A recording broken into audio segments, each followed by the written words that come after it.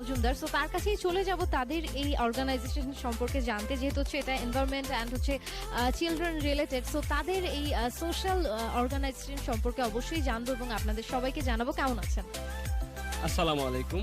আছি আলহামদুলিল্লাহ, আপনি কেমন আছেন? জি, আমিও অনেক বেশি ভালো আছি। সো প্রথমেই একটু জানতে চাচ্ছিলাম যে environment and children rights save organization, এই অর্গানাইজেশনটা বেসিক্যালি কি বা এটার কাজটা কি?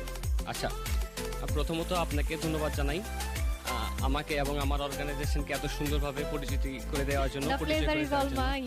জি, environment and children rights save organization, জি, এটা বেসিক্যালি এনভায়রনমেন্ট এবং চিলড্রেনদেরকে নিয়ে কাজ করে, যারা পিছিয়ে পড়া শিশু এবং আমাদের পরিবেশ। আপনি জানেন যে আমাদের পরিবেশটা আমাদের জন্য কতখানি ইম্পর্টেন্ট। হ্যাঁ অবশ্যই। সো আমরা চেষ্টা করি আমাদের জায়গা থেকে পরিবেশ এবং শিশুদেরকে নিয়ে, যারা পিছিয়ে পড়েছে কিংবা ছিন্নমূল শিশু, তাদেরকে নিয়ে আমরা কাজ করার চেষ্টা করে থাকি। আচ্ছা আচ্ছা। সো যেহেতু আসলে গ্লোবাল ওয়ার্মিং আসলে বলতে গেলে ডে বাই ডে ইনক্রিজ হচ্ছে, সেজন্য সত্যি আমাদের পরিবেশটা নিয়ে কাজ করা দরকার। এবং পরিবেশের সবকিছুর ভেতরে যেটা আমার কাছে মনে হয় যে শিশু, তাদের সবকিছু নিশ্চিত করা, তাদের বেড়ে ওঠা, পরিবেশগত দিক থেকে তারা যে ধরনের প্রবলেমগুলো ফেস করে সবকিছু নিয়ে আসলে কাজ করাটা সত্যি সেটা প্রশংসার, ডেফিনেটলি। ধন্যবাদ। ওকে, সো এই অর্গানাইজেশন ডেফিনেটলি একটা সোশ্যাল ভলান্টিয়ার অর্গানাইজেশন। ওকে, সো আপনাদের অর্গানাইজেশন, প্রত্যেকটা অর্গানাইজেশনের কিন্তু একটা গোল থাকে, যে একটা স্পেসিফিক গোলকে কাজ সামনে রেখে হচ্ছে সামনে এগিয়ে যায়। সো আপনাদের অর্গানাইজেশনটার গোলটা কি?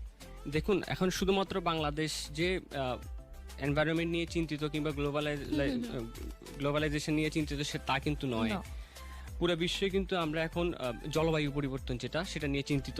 ইভেন আপনি হয়তো জানেন যে বিশ্বের নিচু অঞ্চল যেগুলো, সেগুলো বরফের খণ্ড গলে গিয়ে অলরেডি তলে যাওয়া শুরু করেছে। তো সে জায়গা থেকে আমরা মানে অনেক বড় কিছু করতে পারবো তা বলছি না, কিন্তু আমরা আমাদের জায়গা থেকে, আমরা সবাই এখানে যারা কাজ করছে অধিকাংশই ছাত্র, তো আমরা আমাদের জায়গা থেকে, সামাজিক দায়বদ্ধতা থেকে, দেশপ্রেমের জায়গা থেকে আমরা সবাই স্বেচ্ছায় আমাদের পরিবেশের জন্য কাজ করে থাকি এবং শিশুদের জন্য কাজ করে থাকি। এখন আমাদের দেশে একটা কনসেপ্ট যেটা ক্রিয়েট করা, যে এনভায়রনমেন্ট মানেই হচ্ছে যে গাছ লাগানো, গাছ লাগালেই হচ্ছে আমাদের পরিবেশের সব সমস্যার সমাধান হয়ে যাবে। এটাই আসলে সবার একটা বলতে গেলে যে নরমাল একটা ধারণা, বেসিক সবাই এটাই ভেবে নিয়ে থাকে আর কি। তো আসলে কিন্তু ব্যাপারটা তা নয়। এনভায়রনমেন্টের সাথে সবকিছু রিলেটেড, আপনার সাউন্ড পলিউশন, সয়েল পলিউশন, মানে প্রত্যেকটা water pollution, pollution, everything is related with environment. আর প্রত্যেকটা জিনিস মিলেই কিন্তু এনভায়রনমেন্ট। তো আমরা চেষ্টা করি যে সার্বিকভাবে, শুধুমাত্র গাছ লাগানোই নয়, শুধুমাত্র গাছ লাগিয়েই পরিবেশের সমস্যার সমাধান করা যাবে না, সার্বিকভাবে সকল জায়গা থেকে আমরা কাজ করার চেষ্টা করে থাকি। ওকে, না সত্যি আসলে এইভাবে যদি আমরা নিজেদের জায়গা থেকে যদি এইভাবে কাজ করে যাই পরিবেশ নিয়ে, শিশুদের নিয়ে, তাহলে সত্যি অনেকটা এগিয়ে যাবে। সো ইসিআরএসও এই অর্গানাইজেশন ডেফিনেটলি অনেক ধরনের ইভেন্ট অলরেডি করে আসছে। সো প্রিভিয়াস কি ধরনের ইভেন্ট আপনাদের অর্গানাইজেশনটা করেছে? জি, ধন্যবাদ। আমাদের মূলত আমাদের ইভেন্ট কার্যক্রমগুলো করোনাকালীন সময়ে শুরু হয়েছিল, যখন হচ্ছে যে করোনাকালীন সময়ে নর্মাল মানুষজন বাসা থেকে বের হতো না, ইভেন প্রয়োজনীয় জিনিসগুলো নেওয়ার জন্য বাসা থেকে বের হতো না। তখন কিন্তু আমাদের মেম্বার যারা আছে তারা কিন্তু বাচ্চাদের মাঝে খাবার বিতরণ করেছে করোনাকালীন সময়ে। এটা আমরা ইভেন্ট হিসেবে ধরে নিচ্ছি এবং আমরাই মনে করি যে এটা একটা ইভেন্ট। পরবর্তীতে হচ্ছে আমরা দুটো অনলাইন প্রতিযোগিতা বা ফেস্ট বলি। কি ধরনের ফেস্ট ছিল সেগুলো? একটা হচ্ছে ইকো ফেস্ট। ওকে, ইকো ফেস্টে হচ্ছে আপনার দুইটা সেগমেন্ট ছিল, একটা হচ্ছে ফটোগ্রাফি, একটা হচ্ছে এসে রাইটিং। আচ্ছা আচ্ছা। ওইখানে হচ্ছে আমরা যারা প্রথম, দ্বিতীয় এবং তৃতীয় হয় তাদেরকে সার্টিফিকেট দিয়েছিলাম। আচ্ছা আচ্ছা। এবং এটাতে পার্টিসিপেট, এটা আমাদের প্রথম ইভেন্ট, আমি আবারও মেনশন করছি, এটা আমাদের প্রথম ইভেন্ট এবং এটাতে আমরা প্রায় 30+ সাড়া পেয়েছিলাম আমাদের জন্য। আমরা মনে করি আমাদের জায়গা থেকে ডেফিনেটলি যে আপনাদের হচ্ছে একদম শুরুর দিকে আসলে এরকম সোশ্যাল এই যে কাজগুলো, অ্যাক্টিভিটিস গুলো, তো সেখানে মানুষের সাড়া পাওয়াটা কিন্তু সত্যি অনেক। জি, আমরা অনেক বেশি সাড়া পাই, যেটুকু আমরা ভেবে নেইনি তার চেয়ে বেশি সাড়া পাই হচ্ছে আমাদের পরবর্তী ইভেন্টটাতে, সেটা হচ্ছে স্কিল ম্যারাথন। আচ্ছা, স্কিল ম্যারাথন এটা কি রিলেটেড ইভেন্ট ছিল? আমি বলছি, সেটা তো হচ্ছে 4টা সেগমেন্ট ছিল। আচ্ছা, একটা হচ্ছে photography, article writing, food review, drawing. আচ্ছা, এখানে আমরা সবচেয়ে বেশি যেটাতে সারা পাই সেটা হচ্ছে ফুড রিভিউটা। আচ্ছা। মানুষ অনেক অনেক easily গ্রহণ গ্রহণযোগ্য করে, হয়েছে। হ্যাঁ। সো এই জি। ইভেন্টগুলোতে কারা পার্টিসিপেন্ট করছে আর কি? আমাদের এই ইভেন্টগুলোতে সবাই, এখানে কোনো বয়স বা সীমা নেই, সবাই যেই আমাদের ফেসবুক বা আমাদের সাথে কানেক্টেড থেকে যেভাবে হোক, এবং দেশে এবং দেশের বাইরে থেকে যে যেখানে থাকুক, সে আমাদের এই ইভেন্টগুলোতে অংশগ্রহণ করতে পূর্বেও পেরেছে, এখনো আজ পারে, ভবিষ্যতে পারবে ইনশাল্লাহ। আচ্ছা, না এই আমরা বলতে গেলে এই লাস্ট একটা বছরে কোভিড এই সিচুয়েশন গুলোতে জি। যেটা হয়েছে, আমরা বলতে গেলে সোশ্যালি সেটা অনলাইনে হোক বা যে কোনো ভাবে হোক, এটার উপর কিন্তু অনেক বেশি ডিপেন্ড হ্যাঁ, করে ফেলেছি, যে জি। বলতে গেলে প্রত্যেকটা দিন মানুষ এটাকেই কাজে লাগিয়েছে। লাগিয়েছে। এবং এই কাজটাকে যদি আমরা রাইট ওয়েতে, আসলে পজিটিভ ওয়েতে যদি সেই কাজটা পজিটিভ হয়ে যায়। জি। তো যেহেতু হচ্ছে আপনাদের অর্গানাইজেশনটা আগামীকাল, আই মিন 17ই মার্চ হচ্ছে এটার 1 বছর, মানে অ্যানিভার্সারি হচ্ছে। জি। সো এই অ্যানিভার্সারি প্ল্যানটা কি? কারণ প্রত্যেকটা যে কোনো অর্গানাইজেশনেরই অ্যানিভার্সারিটা কিন্তু অনেক বেশি স্পেশাল থাকে, জি। এন্ড যেটা যেহেতু ভলান্টিয়ার একটা অর্গানাইজেশন, জি। সো এই অ্যানিভার্সারিকে সামনে রেখে আপনাদের কি কি ধরনের প্ল্যান ছিল? জি, থ্যাংক ইউ। অ্যানিভার্সারিটা আসলে সবার জন্যই, সব প্রতিষ্ঠান কিংবা বা ব্যক্তি বলি বা প্রতিষ্ঠান বলি, সবার জন্য অনেক বেশি স্পেশাল হয়ে থাকে। আপনি জেনে খুশি হবেন যে আমাদের ইতিমধ্যেই 1 বছরের মধ্যে আমাদের কার্যক্রম 25টি জেলায় ছড়িয়ে পড়েছে, 7টি বিভাগে ছড়িয়ে পড়েছে, এবং আচ্ছা, আচ্ছা। আমাদের সদস্য প্রায় অনেক, এটা অনেক। তো ওদের মাধ্যমে হচ্ছে আমাদের কার্যক্রমগুলো পরিচালিত হয়ে থাকছে, এবং আমাদের সত্যিকার অর্থে আমাদের অনেক বেশি প্রেশার রয়েছে। প্রত্যেকটা জেলায় যদি বা প্রত্যেকটা বিভাগে যদি আমরা করতে পারতাম, সেক্ষেত্রে আমরা খুব বেশি আনন্দবোধ কিংবা গর্ববোধ করতে পারতাম, কিন্তু ইফ আই সে ট্রুলি, আমাদের কিছু ফান্ডিং প্রবলেম রয়েছে, যার কারণে হচ্ছে আমরা এটা করতে পারছি না। আমরা আচ্ছা। ঢাকা, কুমিল্লা এবং চিটংয়ে পথশিশুদের সাথে নিয়ে কেক কাটবো, আচ্ছা। এবং তাদের মাঝে মশারি বিতরণ করব। আমি বলছি কেন মশারি, এবং শেষে হচ্ছে তাদের মাঝে খাবার বিতরণ করব। আচ্ছা। আপনি রিসেন্টলি হয়তো পেপার পত্রিকা বা নিউজে দেখেছেন যে সম্প্রতি আমাদের দেশে খুব বেশি পরিমাণে মশার যে উপদ্রব বেড়ে উপদ্রবটা গিয়েছে, বেড়ে কারণ গিয়েছে। স্পেশালি যারা আমরা ঢাকা সিটিতে থাকি, জি। এরা বলতে গেলে এই জিনিসটা খুব মানে ব্যাডলি এটা ফেস করছে। জি, ফেস করছি। তো এখন আমরা যদি একটা পথশিশুকে একটা টি শার্ট দিয়ে, দেখা যাবে শুধুমাত্র সেই উপকৃত হচ্ছে। এখন সেই জায়গা থেকে আমরা যদি একটা মশারি দিতে পারি, সেখানে দেখা যাচ্ছে যে একটা পরিবার উপকৃত হচ্ছে জায়গাটাতে। হ্যাঁ। সেই জায়গা থেকে বা সেই কনসেপ্টের জায়গাটাতে আমরা আমাদের ইউনিভার্সিটিটা এভাবেই ছোটখাটো করেই পালন করছি। Definitely it's really a great initiative, কারণ এইরকম ভাবে আসলে সবাই ভাবে না যে হয়তো সত্যি সবাই সবার জায়গা থেকে হয়তো কাজ জি। করে যাচ্ছে, কেউ কাউকে এক বেলার খাবার দিচ্ছে কিংবা ড্রেস দিচ্ছে, বাট এরকম মশারি বিতরণের কাজটা, এটা কিন্তু বলতে গেলে আমার কাছে মনে হচ্ছে যে একটা মানে অন্যরকম একটা ইনিশিয়েটিভ। জি, থ্যাংক ইউ। হ্যাঁ, সো এই কাজের জন্য সত্যি অনেক অনেক শুভকামনা, যেহেতু হচ্ছে আপনাদের অ্যানিভার্সারি আগামীকালই চলছে। সো এই অ্যানিভার্সারির কথা তো জানলাম, এবার একটু জানতে চাই যে আপনাদের কারেন্ট কি, মানে এখন অনগোয়িং কি ধরনের ইভেন্ট চলমান রয়েছে যেটা নিয়ে আপনারা কাজ করছেন? আচ্ছা, আমাদের বর্তমানে একটি ইভেন্ট চালু রয়েছে, যেটার নাম হচ্ছে দ্য গ্লোরিয়াস হিস্ট্রি। সেটা আচ্ছা। হচ্ছে বাংলাদেশের স্বাধীনতার 50 বছর উপলক্ষে 50 দিন ব্যাপী আমরা একটা কুইজ আচ্ছা। প্রোগ্রাম চালু করেছি, আচ্ছা, যেটা এটা শুরু হয়েছে কবে? 26শে মার্চ, আচ্ছা। সরি আমি 26শে মার্চ এটা শেষ হবে। আচ্ছা, শুরু আচ্ছা। হয়েছিল 5ই ফেব্রুয়ারি। মানে এই বছরের 5 তারিখ ফেব্রুয়ারি জি। থেকে 26শে মার্চ পর্যন্ত চলছে। জি। তো এই 50 দিন কি কি হচ্ছে বা আপনাদের অ্যাক্টিভিটিস গুলো কি কি ছিল? 50 দিনেই আমাদের ফেসবুক পেজে একটি করে কোশ্চেন দেওয়া হয়, এবং সারা দেশ থেকেই যা এটাতে পার্টিসিপেট করে, এবং এটাতে উত্তর পাঠায়। তো আমাদের যেদিন 50 দিন শেষ হবে, এরপর হচ্ছে আমরা প্রথম 5 জনকে লটারির মাধ্যমে, আমি আবারও বলছি, প্রথম 5 জনকে লটারির মাধ্যমে বাছাই করে আমরা পুরস্কৃত করব। তাদেরকে আকর্ষণীয় ক্রেস্ট দেওয়া হবে। আচ্ছা, আচ্ছা। একটি কথা আমি স্ক্রিপ্ট করে গেছি, আমাদের পূর্বে যে স্কিল ম্যারাথন ইভেন্টটা হয়েছিল, সেখানে কিন্তু আমরা প্রথম 3 জনকে খুবই সুন্দর, অনেক কি বলবো, অ্যাট্রাকটিভ 3টি ক্রেস্ট দিয়েছিলাম। আচ্ছা, আচ্ছা। আর এটাতে আমাদের মানে অনেক বেশি সারা হ্যাঁ, ফেলে। যে কোনো কাজেই যদি আমরা সেটাকে হচ্ছে কোনোভাবে অ্যাওয়ার্ড কিংবা তাদেরকে যদি কিছু দেয়া যায়, জি। যে কোনো কাজের কমপ্লিমেন্ট হিসেবে, তখন এটাতে কিন্তু তারা উদ্বুদ্ধ হয়, এই হ্যাঁ। কাজটা করতে তারা উদ্বুদ্ধ হয়। ডেফিনেটলি। তো এই যে কাজগুলো করছেন বা যারা পার্টিসিপেন্ট করছে তাদেরকে প্রাইজ দেওয়ার যে একটা ব্যাপার, সো এই জি। ক্ষেত্রে ডেফিনেটলি ফিনান্সিয়াল একটা Definitely. ব্যাপার রয়েছে। সো এই সোশ্যাল অর্গানাইজেশন ক্ষেত্রে আপনাদের ডোনেশন বা এই অর্গানাইজেশনটা কিভাবে রান করে? জি, থ্যাংক ইউ। আমরা আসলে এখন পর্যন্ত বড় কোনো ধরনের স্পন্সরের বছরের সন্ধান পাইনি বা দেখা পাইনি, আমাদের প্রতি কেউ এভাবে হাত বাড়িয়ে দেয়নি। আমরা নিজেরা যারা মেম্বাররা আছি, আমরা নিজেরাই আমাদের ফান্ড ক্রিয়েট করে আমাদের এই কার্যক্রমগুলো পরিচালনা করে আসছি। তবে আমরা আজকে স্পাইস এফএমকে অনেক বেশি ধন্যবাদ জানাই আমাদেরকে সেই সুযোগটা করে দেওয়ার জন্য। আমি বিশ্বাস করি যে আমাদেরকে এখান থেকে অনেক মানুষ শুনতে পাচ্ছে, অনেক সামর্থ্যবান মানুষ শুনতে পাচ্ছে, অনেক হয়তো রাজনীতিবিদও শুনে থাকতে পারে।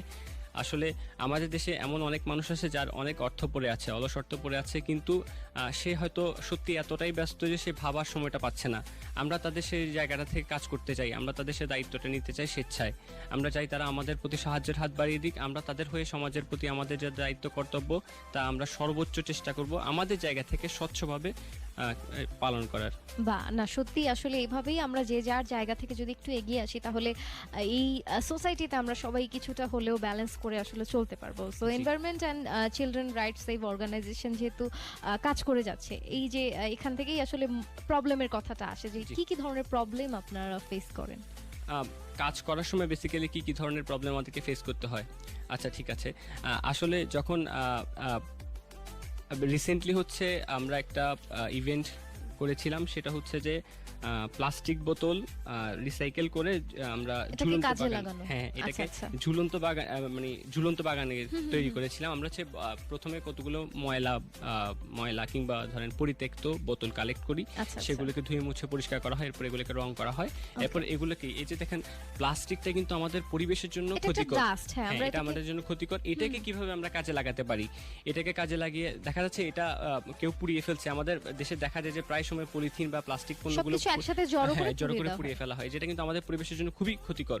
তো আমরা কি করেছি, এই জায়গা থেকে চিন্তা করে আমরা ওই বোতলগুলোকে টব হিসেবে কাজে লাগানোর ব্যবস্থা করেছি। এবং আমরা ইতিমধ্যেই, আপনি হয়তো চিনবেন না, কুমিল্লা জেলার সদর দক্ষিণের জোর পুষ্করণী সরকারি প্রাথমিক বিদ্যালয়ে আমরা এই কার্যক্রমটা পরিচালনা করেছি। আমরা স্কুলের বারান্দায় কোনো ধরনের পেমেন্ট ছাড়াই, অর্থাৎ আমরা কোনো ধরনের পেমেন্ট নিইনি, আমরা সেখানে নন প্রফিটেবল ছিল ঝুলন্ত বাগান করে দিয়েছি আমরা সেখানে। আচ্ছা, না সত্যি তাই, যে এখানে যে যেমনটা বলতে গেলে যে প্লাস্টিকের যে কোনো কিছুই কিন্তু বলতে গেলে একটা ডাস্ট কিংবা আবর্জনা বলে থাকি, এবং সেটাকে পরিবেশ দূষিত না করে যদি সেটাকে কাজে লাগানো যায়, এবং এটা হচ্ছে ডেকোরেটেড একটা যে কোনো একটা স্কুলে, সেখানে বাচ্চাদের কিন্তু এটা মানসিকতা বিকাশের ক্ষেত্রে অনেকটা বেশি কাজ করে। জি, আমাদের আসলে পরিবেশটা এমন যে আপনি যখন সবুজের মাঝে থাকবেন তখন আপনি এমনিতেই অনেক কিছুতে কনসেন্ট্রেট করতে পারবেন, কারণ সবুজ জিনিসটা হচ্ছে এমন যে আপনাকে সব সময় অনেক বেশি থাকবে, মনটাকে অনেক বেশি ফ্রেশ রাখতে সাহায্য করে। জি, আপনি যেটা প্রশ্ন করেছিলেন যে কি ধরনের সমস্যা আমরা ফেস করছি, আসলে সত্যিকার অর্থেই আমরা যখন একটা জায়গায় কোনো কাজ করতে যাই, মানুষের এক্সপেকটেশনটা অনেক বেশি থাকে। দেখা যাচ্ছে আমাদের সামর্থ্য তো অত বেশি নেই, যেহেতু আপনি আগেই বলেছেন যে আমরা নতুন, আমাদের ফার্স্ট ইয়ার ইউনিভার্সিটি, তো আমরা দেখা যাচ্ছে 5-10 জনের অ্যারেঞ্জমেন্ট নিয়ে যাচ্ছি, হয়ে যাচ্ছে 25 থেকে 30 জন, সবাইকে সেভাবে প্রোভাইড করা যায় না। সো সেক্ষেত্রে আমাদেরকে একটা বিব্রতকর পরিস্থিতিতে পড়তে হয়, মানে আনফরচুনেটলি।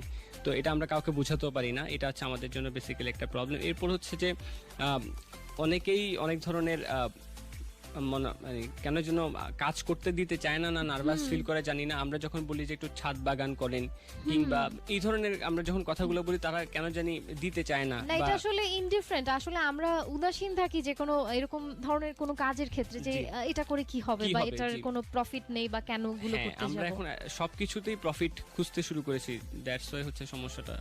ওকে, সো আমি এটাই চাই যে আপনাদের এই ধরনের যত প্রবলেম রয়েছে সবকিছু যাতে আপনারা ওভারকাম করতে পারেন, যেহেতু হচ্ছে প্রথম বছর চলছে, ডেফিনেটলি ডে বাই ডে এটা নিশ্চয়ই ওভারকাম করতে পারবেন। তো যতটুকু আমার শুনেছি যে আপনাদের অর্গানাইজেশন খুব শীঘ্রই হচ্ছে একটা ম্যাগাজিন পাবলিশ করতে যাচ্ছে। তো এই ম্যাগাজিনটা সম্পর্কে জানতে চাচ্ছিলাম, এবং ম্যাগাজিনের ভেতরে কি কি ক্যাটাগরি রয়েছে বা ম্যাগাজিনের ভেতরে কি নিয়ে কাজ করছেন? আচ্ছা, ধন্যবাদ আপনাকে। আমাদের আসলে ম্যাগাজিন বের করার কারণ হচ্ছে প্রতিভা বিকাশের সুযোগ করে দেওয়া, আপনার শিশুদের কিংবা আমাদের সবার, আমরা শুধুমাত্র শিশু এই পরিবেশে কিংবা আমাদের এই পৃথিবীতে শুধুমাত্র শিশুরাই থাকে না, আমাদের সবার মানসিক বিকাশের জন্য আমরা সিদ্ধান্ত নিয়েছি যে একটি ম্যাগাজিন বের করব। সেটা হচ্ছে খুব রিসেন্টলি বের হবে, সেটার আচ্ছা, জন্য আচ্ছা। আজকে আপনাদের আবারও স্পাইস এফএম এর প্রতি আসলে কৃতজ্ঞ এবং ওদেরকে অনেক বেশি স্পাইস এফএম পরিবারকে ধন্যবাদ জানাচ্ছি যে আমাদেরকে এত বড় একটি সুযোগ করে দেওয়ার জন্য, বিশেষ করে মিম আপুকে এবং আমাদের একজন অ্যাডভাইজার হ্যাভেন ভাইয়াকে ডেফিনেটলি। তো আমাদের এই ম্যাগাজিনের জন্য আমরা আজকে এই স্পাইস এফএম এর এই বিশাল প্ল্যাটফর্ম থেকে লিখা আহ্বান করছি, আমরা প্রতিটি সেক্টরে নিব। ফর এন এক্সাম্পল আমি যদি বলি গল্প, কবিতা, কেউ যদি ছড়া দিতে চায় ছড়া, ধাঁধা, যে কোনো কিছু। যারা পেইন্টিং, যে যেটা দিতে চায় আমরা সেটা নিব। তবে বিশেষ করে যেহেতু আমরা পরিবেশ এবং শিশু নিয়ে কাজ করি, কেউ যদি এই রিলেটেড যে যাই দেয় আমরা তাই ইনশাল্লাহ চেষ্টা করব, যদি সেটাতে সে তার সৃজনশীলতার পরিচয় দিতে পারে আমরা চেষ্টা করব তার সেটাকে প্রকাশ করার। বা এটা আসলেই সত্যি একটা গ্রেট ইনিশিয়েটিভ। সো যারা যারা শুনছেন ডেফিনেটলি আপনারা পার্টিসিপেট করতে পারেন, কারণ প্রতিভা মানে এটা এমন একটা ব্যাপার যে আমরা হয়তো সুযোগের অভাবে অনেক কিছুই করতে জি। পারি না। সেই সুযোগটা ডেফিনেটলি আপনারা কাজে লাগাতে পারেন। এবং যেহেতু অর্গানাইজেশনটা অনেক ধরনের ইভেন্ট করছে, সো আপকামিং ফিউচার কি কি ধরনের ইভেন্ট আসতে পারে বা কি কি ধরনের কাজ আপনাদের রয়েছে? জি, আমাদের তো প্রথমেই বললাম যে ম্যাগাজিনের কথা, এছাড়াও আমাদের আরও দুইটা ইভেন্ট আমরা চিন্তা করছি যে ভবিষ্যতে করব। সেটা হচ্ছে গরিব পথ শিশুদের শিক্ষার জন্য ফ্রি স্কুল করা, অর্থাৎ এটা কোনো অবকাঠামোগত স্কুল হবে না, অর্থাৎ এখানে কোনো বিল্ডিং থাকবে না। আচ্ছা, আমরা হচ্ছে পিছিয়ে পড়া শিশু যারা আছে তাদেরকে কোথাও আমাদের যে সামর্থ্য কোনো যতটুকু জায়গায়। আছে যেখানে রেগুলার আমরা একটা জিনিস আচ্ছা। মেনটেন করবো যে রেগুলারলি, অনেক জায়গায় আমরা দেখেছি যে 5-7 দিন করার পর আর অস্তিত্ব পাওয়া যায় না, হ্যাঁ বা হ্যাঁ, তাদেরকে খুঁজে পাওয়া যায় না। কন্টিনিউটি আসলে আমরা- থাকে জি, না অনেক জায়গায়। আমরা চেষ্টা করব এটা একটা কন্টিনিউলি করার। ওদেরকে যেহেতু শিক্ষাটা হচ্ছে বেসিক একটা মৌলিক চাহিদা, এবং এটার মাধ্যমে আপনার অন্যান্য দৃষ্টিভঙ্গিগুলোই আমি আপনাকে পরিবর্তন করে দিতে পারছি। দেখা যাচ্ছে একটা শিশু সে অনায়াসেই পথভ্রষ্ট হয়ে যাওয়ার সম্ভাবনা রয়েছে, কিন্তু তার মধ্যে যদি আমি শিক্ষার জ্ঞানটা বুনে দিতে পারি তাহলে সে কিছুটা কিন্তু হলেও সে অনেক জি, কিছু জানতে পারবে। জি, তার মধ্যে নৈতিকতা ক্রিয়েট হবে, তার মধ্যে একটা মানুষ Morality সৃষ্টি মোরালিটি হবে। ক্রিয়েট হবে, তার মধ্যে একজন পূর্ণ মানুষ হওয়ার জন্য, একটা সৎ বা মানুষ হওয়ার জন্য যতটুকু গুণাবলী দরকার তার মধ্যে যদি আমি শিক্ষার বুননটা ততটুকু বুনে দিতে পারি, আমি বিশ্বাস করি যে সে ভালো কিছু করবে। অবশ্যই। এবং আমার তো ভীষণ ভালো লাগলো আপনাদের অর্গানাইজেশন সম্পর্কে জানতে, এবং সত্যি এরকম সোশ্যাল অর্গানাইজেশনগুলোর কাজ করা উচিত, যেমনটা environment and children rights save organization করে যাচ্ছে। আই হোপ আপনারা সবাই হচ্ছে এই অর্গানাইজেশনটাকে সাপোর্ট করবেন এবং তাদের ইভেন্টগুলোতে পার্টিসিপেট করবেন। এবং আপনাকে অনেক অনেক ধন্যবাদ আমাদের স্টুডিওতে আসার জন্য এবং আপনাদের এই অর্গানাইজেশন সম্পর্কে সবাইকে জানানোর জন্য। জি, আপনাকে অনেক বেশি ধন্যবাদ। আর আপনাদের আমি আবারও বলছি স্পাইস এফএম পরিবারের প্রতি অনেক বেশি কৃতজ্ঞ, আমাদেরকে এত বড় একটি সুযোগ জি। করে দেওয়ার জন্য, এতগুলো মানুষের মাঝে পৌঁছে দেওয়ার জন্য আমাদেরকে ধন্যবাদ। অবশ্যই আপনার সাথে দেখা হবে আপনাদের অন্য কোনো আপকামিং ইভেন্ট নিয়ে। ভালো থাকবেন। জি, ইনশাআল্লাহ। সো এতক্ষণ আমার সাথে ছিলেন ফরহাদ এইচ মজুমদার। তিনি ছিলেন head of media and publication, environment and children right save অর্গানাইজেশনের। তিনি জানাচ্ছিলেন তাদের অর্গানাইজেশন সম্পর্কে এবং তাদের ইভেন্ট সম্পর্কে। আই হোপ যারা শুনেছেন তারা অনেক কিছু জানতে পেরেছেন, শিখতে পেরেছেন। এবং আমরা যেহেতু হচ্ছে বলতে গেলে যে সোসাইটিতে বিলং করি, হিউম্যান বিং, সো আমাদের এরকম কাজ করা উচিত যার মাধ্যমে সোসাইটিতে একটা মানুষ হলেও যাতে উপকৃত হয়, আমাদের জায়গা থেকে আমরা এগিয়ে যাই এবং সোসাইটিকে এভাবেই আমরা আরো বেশি সামনের দিকে নিয়ে যাই। সো যারা যারা ছিলেন, থ্যাংক ইউ সো মাচ। এখন আপাতত ব্রেকে চলে যাচ্ছি, ফিরছি একটু পরেই। মির্চি গানটা ওয়েট করছে আপনাদের জন্য, শুনতে থাকুন spice FM, city on fire.